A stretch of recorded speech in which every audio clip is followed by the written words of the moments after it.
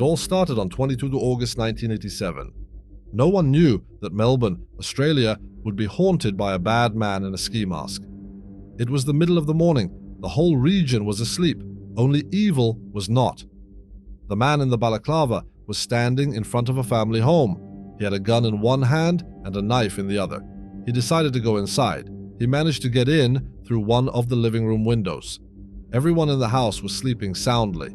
He first went into the parents' bedroom. After waking them up and threatening them with a gun, he tied them both with a sailor's knot.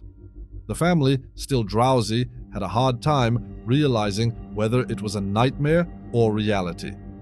Only when the man in the balaclava blindfolded them both and taped their mouths would they realize that it was not a nightmare. He told the family that he would only take the valuables and leave. There were 2 children in the house. The 6-year-old boy heard the noises and woke up.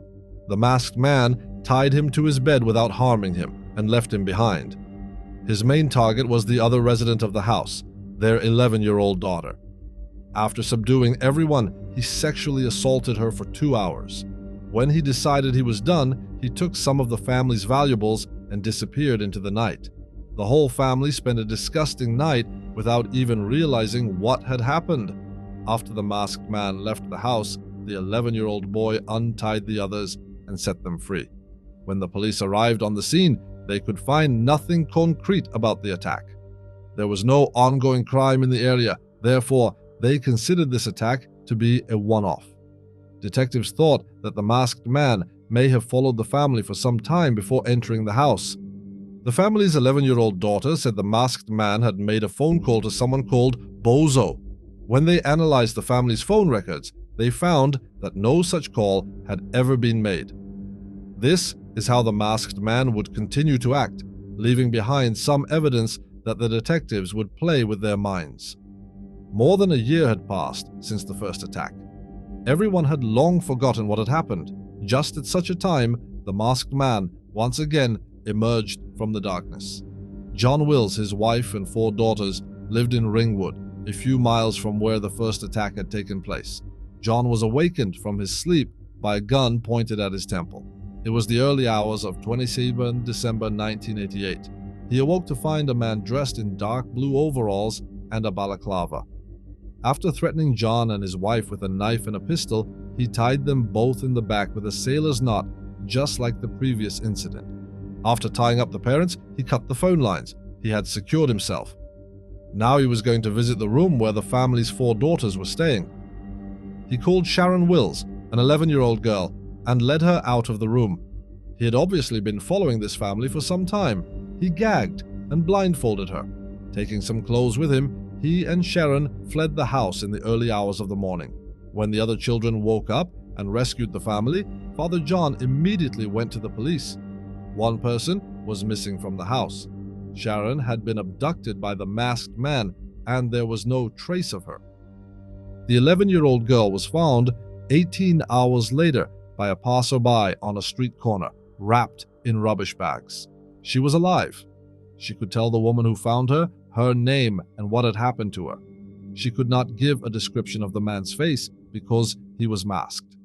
According to Sharon, in addition to his heinous acts, the man had spoken to her nicely.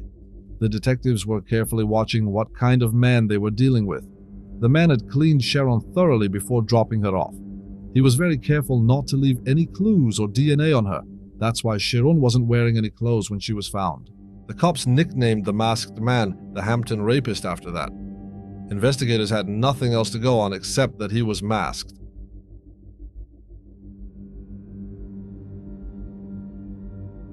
There were no more attacks for nearly 2 years. The masked man's new target was the Linus family. The Linus family lived in suburban Victoria. They were a well-to-do family. They were originally from the UK and were staying in Australia on business. On 3rd of July 1990, as Brian and Rosemary Linus were preparing to return to the UK, they attended a farewell party organized by friends. They left their daughters Fiona, 15, and Nicola, 13, at home. The family had left the siblings home alone before. They were old enough to look after each other. At midnight that very night, there was an important opportunity for the masked man again. The intruder who entered the Linus' house woke the 2 girls by shouting angrily. Nicola was ordered to get her school uniform from her locker while Fiona was tied to a bed. The masked man left Fiona and took Nicola with him. When the elders of the Linas family returned home about half an hour later, they were officially traumatized. One daughter was tied up and the other was missing. The masked man had left a ransom message for Fiona on his way home. He said he would release Nicola if they brought him $25,000. Brian Linas held a press conference, desperately begging his daughter's kidnapper to bring her back. He said he would pay any price as long as his daughter was brought back safely. But the kidnapper said nothing about handing over the money. Nicola was handed over to her family about 50 hours after her abduction. She was found wrapped in a blanket just outside a power station in Kew. As the man drove away in his car, he ordered Nicola to remain in a prone position and to remove the blindfold only when he could no longer hear the vehicle. It was 2 a.m. when Brian Linas received the news about Nicola. Brian had barely slept since his daughter's abduction, and he didn't wait a minute to contact her. When Nicola was found, the police questioned her immediately. They wanted to know details about the man. During her interrogation, she said that thanks to the loose blindfold, she could see a little of the kidnapper's appearance. He was about 1.75 meters tall and not much taller than Nicola herself. The suspect had reddish-brown hair. Nicola recalled that the man threatened to kill her if she saw his face and that she heard the sound of low-flying aeroplanes over the place where she was being held captive. The sound of the aeroplanes helped the police narrow the search area to the nearby Tullamarine airport. Nicola, like Sharon, had been washed and cleaned. John and Phyllis Chan had emigrated to Australia with their 3 daughters in the hope of making a better life for their children. The couple owned 3 restaurants in Eltham, Victoria. The family had a busy work schedule. This left 13-year-old Carmine Chan at home, caring for her 2 younger siblings. On the night of 13th of April 1991, the sisters were in Carmine's room watching television together and waiting for their parents to come home. At around 8 p.m., Carmine and her sister went into the kitchen for a snack and found Mr. Cruel wearing a ski mask and a green-gray tracksuit, brandishing a knife. The masked man said he was in the house for money. He locked the younger brothers in a cupboard. Of course, he didn't mean the money. When the brothers managed to get out of the cupboard, Carmine was already gone. They immediately called their father on the phone in the living room and explained the situation. They were very scared. When the police arrived at the scene, they saw a sign written on the Asian family's car. "More to come" was written on the car.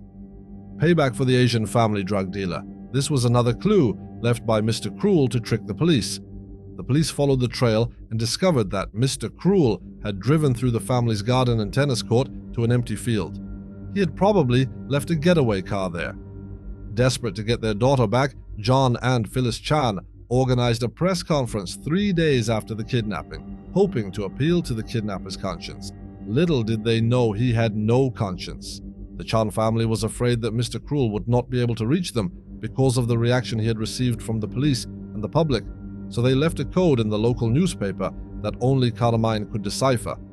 Their message begged for the safe return of their daughter in exchange for money. Even Carmine's younger sisters wrote letters to the media begging for the return of their older sister. But despite all the pleas and media attention, Carmine was not returned to her family. On 29th of April, when the first day of school arrived, the chances of Carmine's release were greatly reduced. However, the suspect had previously returned children he had abducted. This time he had apparently changed his methods. The investigation into Carmine's abduction had not proceeded properly from the start. Some police officers had not taken the necessary precautions for the crime scene investigation team. So perhaps some of the evidence that could have been found had disappeared unnoticed. A special task force, codenamed Operation Spectrum, was set up to find Carmine. Millions of dollars and thousands of hours were spent, and a $300,000 reward was offered for useful information, but no useful leads were found. Hope was running out. About a year after Carmine's abduction on 9th of April 1992, a local resident was walking his dog near Thomastown when he noticed a strange object on the ground. Cautiously approaching the object, he was horrified to discover what appeared to be human remains. He immediately alerted the police. The police quickly responded to the scene and identified the decomposing body as that of Carmine Chan. An autopsy showed that Kamain Chan had been shot 3 times in the head in execution style and, judging from the state of decomposition, had probably been dead for a year. It was thought that Carmen had learnt the identity of his kidnapper and was killed for it. Operation Spectrum continued for several years at a cost of $4 million. The 40-man task force acted on at least 10,000 tips and investigated more than 27,000 suspects. It searched more than 30,000 properties.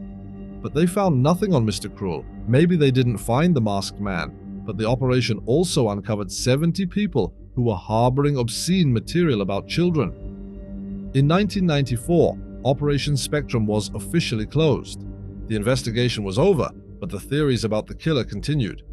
It was suspected that Mr. Cruel was familiar with the Victorian school system, perhaps even working in it.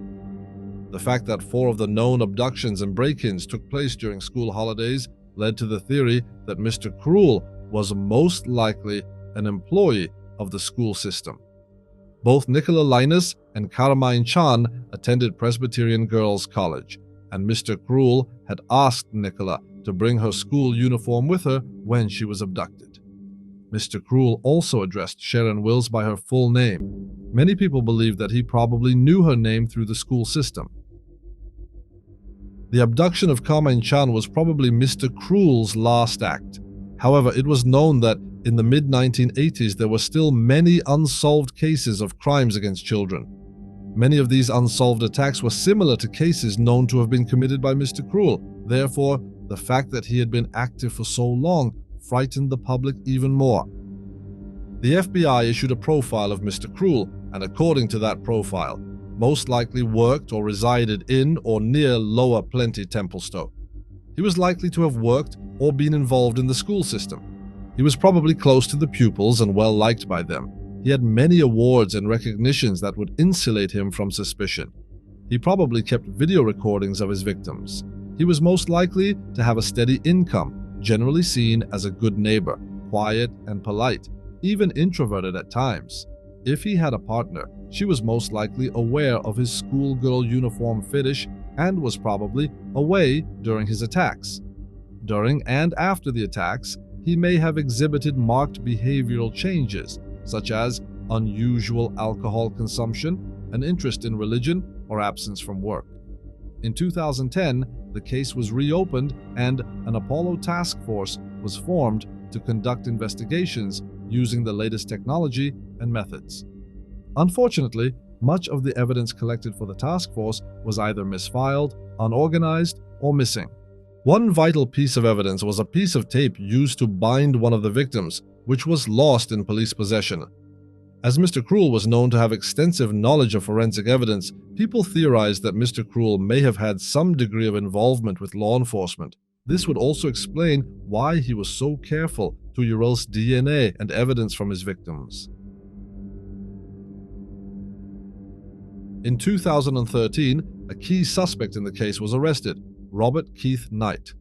He was a school volunteer who had been arrested twice in 1980 and 1996 for sexually assaulting underage girls. Early investigators of Operation Spectrum identified Knight as one of the prime suspects, but did not find the evidence to convict him.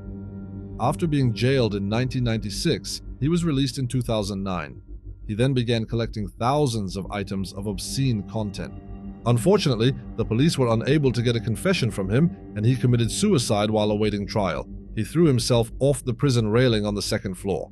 In 2011, the kidnapping of 13-year-old schoolgirl Boong Siriboon raised whispers that Mr. Cruel would return. However, he never appeared again after that. Mr. Cruel was one of Australia's worst criminals. He managed to escape capture. Perhaps he died somewhere or was imprisoned for some other offense. But after the Carmine Chan Act, no trace of him was ever found again. He went down in Australian criminal history as an uncaptured killer. Maybe one day he will be caught like the Long Island serial killer. At the moment, the case is still open.